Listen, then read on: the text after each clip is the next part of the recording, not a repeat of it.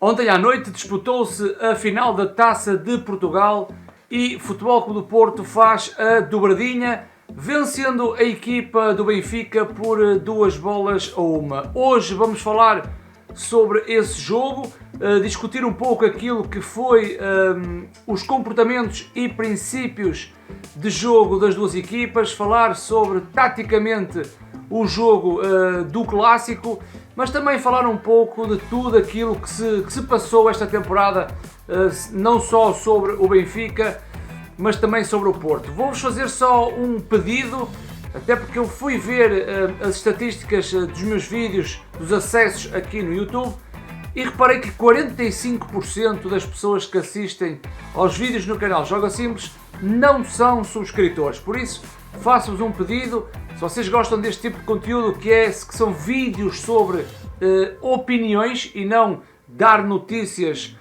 como fazem, por exemplo, jornalistas. Isto é mais vídeos de opinião, análises a jogos de futebol. Subscrevam o canal, é aqui em baixo um botãozinho vermelho que diz subscrever, não custa nada, e então vocês depois têm acesso aos meus vídeos através de notificações. Portanto, 45% das pessoas que veem os meus vídeos não são subscritos no canal, e é isso que eu vos peço: subscrevam o canal, não custa nada. Depois sigam-me aqui nas minhas redes sociais, principalmente no meu Instagram. Todos os outros links das redes sociais está aqui em baixo na descrição. Vamos então falar um pouco sobre o que se passou ontem à noite. Grande vitória do Futebol Clube do Porto, com comportamentos. Eu vou começar com os comportamentos mentais. Vocês sabem que o futebol se divide em 4 componentes. Falamos do tático, do técnico, do físico e do psicológico. E quando as coisas não estão bem dentro das 4 linhas, quando o aspecto mais tático não funciona, o aspecto mais técnico também está uns furos abaixo, se vocês tiverem esse fator psicológico e físico bem nos pícaros, a vossa equipa consegue contornar esses aspectos menos positivos do tático e do técnico, e foi assim que o Futebol Clube do Porto esta época foi buscar os índices psicológicos para criar um coletivo de que se tanto fala sobre o trabalho de Sérgio Conceição. Ontem o jogo foi pautado por inúmeros casos. Vocês sabem que eu não falo sobre arbitragens, leis do jogo, não sou formado nessa matéria e a minha opinião pode cair no erro por falta de conhecimento, mas realmente foi um jogo pobre, muito pobre taticamente e tecnicamente, onde o fator psicológico faz sempre elevar o jogo do Futebol Clube do Porto, porque o fator psicológico está muito entranhado no aspecto mais tático sem bola. Um Futebol Clube do Porto que esta temporada primou por essa diferença. É um jogo sem bola muito agressivo, muito intenso, com uma boa reação à perda de bola e as transições defensivas, que é o momento em que a equipa perde a bola. O Futebol Clube do Porto é realmente muito mais forte do que os seus adversários e foi muito mais forte do que o Benfica ontem na final da Taça de Portugal. A expulsão de Luís Dias também fez com que o jogo tornasse mais pobre, até porque o Futebol Clube do Porto, não digo que se retraiu, mas a estratégia mudou, o que fez com que depois do outro lado o Benfica não tivesse argumentos e, como diz o seu treinador Veríssimo, não encontrou os caminhos para a baliza, até porque aos 62 minutos, praticamente 62, 63 minutos, o Benfica fez o seu primeiro remate à baliza enquadrado. E isso explica muito o jogo do Benfica com bola. O Benfica muito pobre com bola, o Benfica completamente perdido. Não vi dinâmica na equipa, as rotinas ofensivas completamente baralhadas, e no âmbito individual é sim uma equipa extremamente fraca para aquilo que os comentadores jornalistas fizeram parecer nos seus quadros mais bem pintados e nas suas obras literárias escritas, assim, pareciam entender ou pareciam fazer entender que este Benfica é realmente muito forte. E eu costumo dizer que nós vivemos numa redoma de vidro e estamos espalhados por um mar de mediocridade e depois fazemos as nossas comparações dentro dessa realidade, desse mar dentro da mediocridade.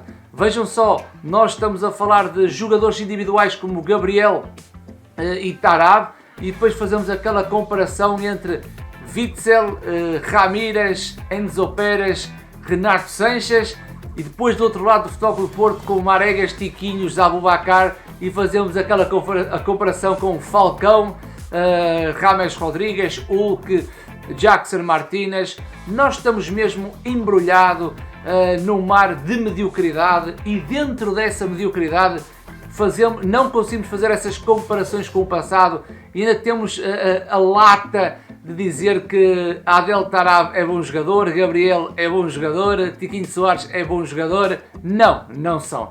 Por isso é que o nosso futebol, lá para fora, causamos uma imagem super negativa, não ganhamos jogos, porque a qualidade é muito baixa, apesar que a competitividade é alta. Ou seja, ontem a diferença foi notória, o Futebol Clube do Porto com menos um jogador ainda conseguiu sustentar o jogo. Eu acho que a chave foi mesmo o intervalo, até porque os primeiros 20-25 minutos o Futebol Clube do Porto muito mais com bola em cima do meio campo do Benfica. O Benfica à espreita daquelas individualidades que pudessem surgir no jogo. Falo o caso de Pizzi, possivelmente o caso de Seferovic, de Servi, porque o meio campo do Benfica estava-se a prever que não ia funcionar. Não ia funcionar e a chave foi no balneário, ou seja, o Porto veio para uma segunda parte reunido com aquelas características do fator psicológico, ou seja, vamos todos dar a mão, vamos nos unir porque podemos vencer esta Taça de Portugal. E o Benfica depois na segunda parte foi a imagem daquilo que foi na segunda metade desta temporada, uma equipa sem uma imagem, sem uma identidade, anda tudo um pouco perdido dentro de campo. E faço a minha pergunta: se os erros deste Benfica estão identificados, porque é que eles não são corrigidos? O que é que o Benfica treina? Qual é o contexto do treino? Em que condições o Benfica treina? O que é que o seu treinador treina?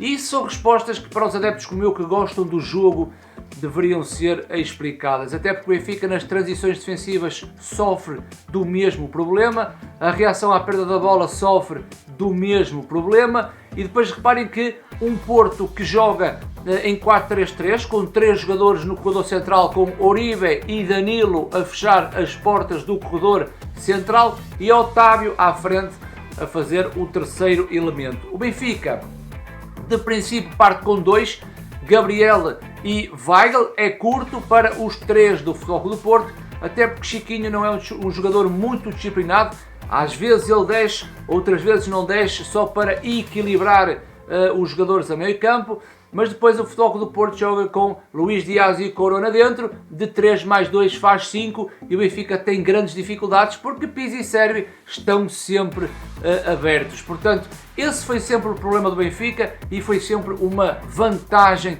para o Futebol Clube do Porto. A grande diferença também está entre os seus líderes. Sérgio Conceição tem um futebol muito mais pragmático do que propriamente os líderes, os 2 líderes do Sport Lisboa-Benfica, e aquilo que eu costumo dizer que hoje em dia o futebol sem bola é tão ou mais importante do que o futebol com bola. Portanto, nesse aspecto o Porto sempre foi uma equipa muito forte em relação aos seus mais diretos rivais, até porque o Porto em 4 jogos, 2 com o Benfica, 2 com o Sporting, o Porto venceu os 4 e agora nesta final o Porto também vence a equipa do Benfica. São 5 jogos frente aos seus rivais e foram 5 vitórias.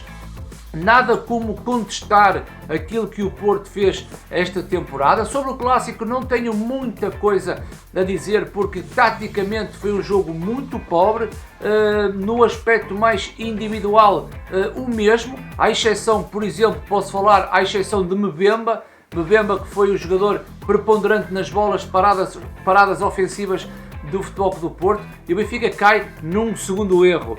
Errar a primeira vez há sempre um sinal de desculpa, errar uma segunda vez é sinal de incompetência, e Mbemba acaba por fazer 2 golos a favor do Futebol Clube do Porto, usufruindo das bolas paradas ofensivas. Claro que no primeiro golo há um erro de Vlaco Dimos na saída, e no segundo golo é aquilo que eu acho: se o Benfica tem uma linha zonal muito subida, quem controla a profundidade é Vlaco Dimos. Mbemba vai aparecer nas costas dessa linha defensiva e Vlaco Dimos ficou na baliza. Não quero culpabilizar o guarda-redes do Benfica por esses 2 lances, eu quero culpabilizar a equipa toda do Benfica e o seu líder, que diz que treinou esta semana muito as bolas paradas e acaba por sofrer esses 2 golos através de bolas paradas. Portanto, nada se entende no Benfica, nada se percebe naquele futebol